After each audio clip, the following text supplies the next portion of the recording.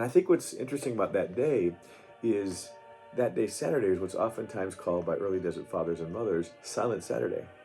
And I think we've all gone through a silent Saturday. And if not, we will one day.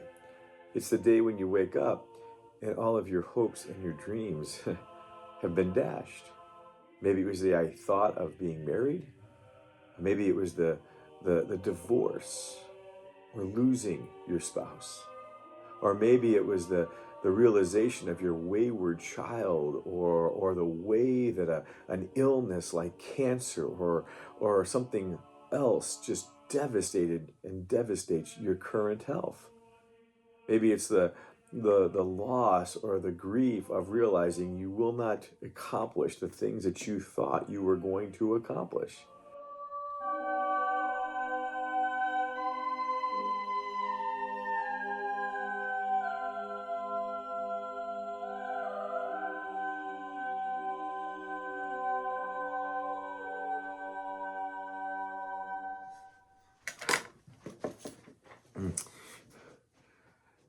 Hey, Rick here, EFC, and I want to give a little bit of a devotion of something I've been learning about from a couple of different resources about really what's called Silent Saturday.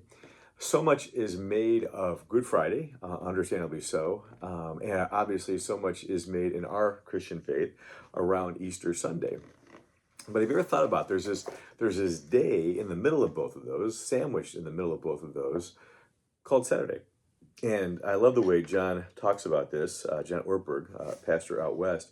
He says, so far as we know, there's only been one day in the last 2,000 years where literally no one in the world believed that Jesus was alive.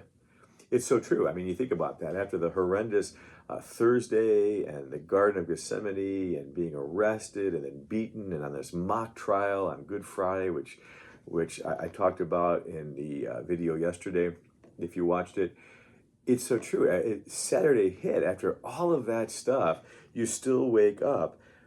Saturday is a huge day, but it's never really discussed whatsoever. There's Friday and there's Sunday, but then there's Saturday. And it's kind of this idea of the day in between the darkness of Friday and the incredible light of Easter Sunday.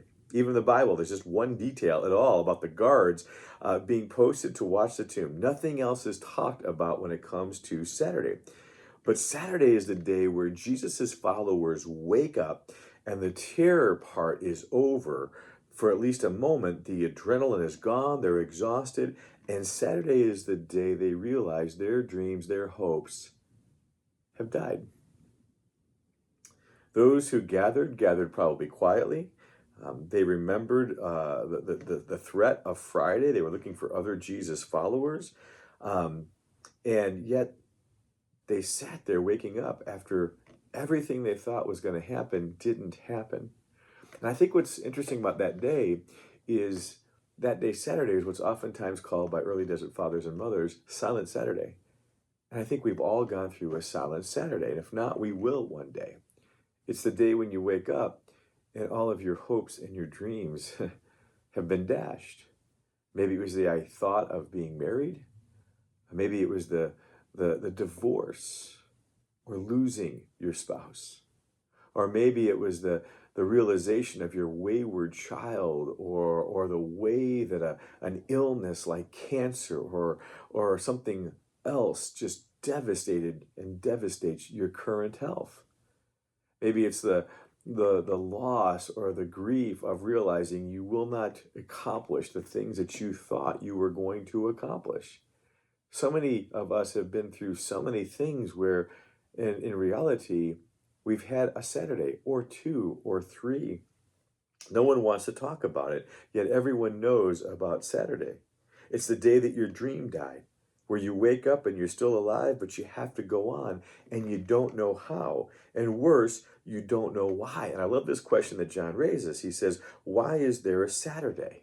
In the Easter story, why is there a Saturday? Doesn't seem to further the storyline at all. We might expect that Jesus was going to be crucified and then immediately kind of resurrected. Just God get on with it, so to speak.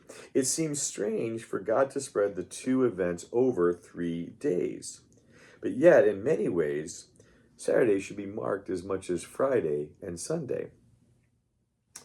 It's interesting. The problem, I think, in part of this is that the scripture is filled with all kinds of third day stories. Abraham, when he took his son Isaac out to be sacrificed, it was on the third day that the ram was, God gave him the ram for that sacrifice versus his son. On the third day, when it came to the prophet Hosea, he says, "Come, let us return to the Lord, for he has torn us into pieces. After 2 days he will revive us, but the third day he will restore us, that we may live with his presence." And so all these like third day stories in scripture have, though, a second day. It's just a continuation of the trouble. Saturday, we don't recognize and don't realize deliverance is going to come on the third day. And that's what makes Saturdays so difficult.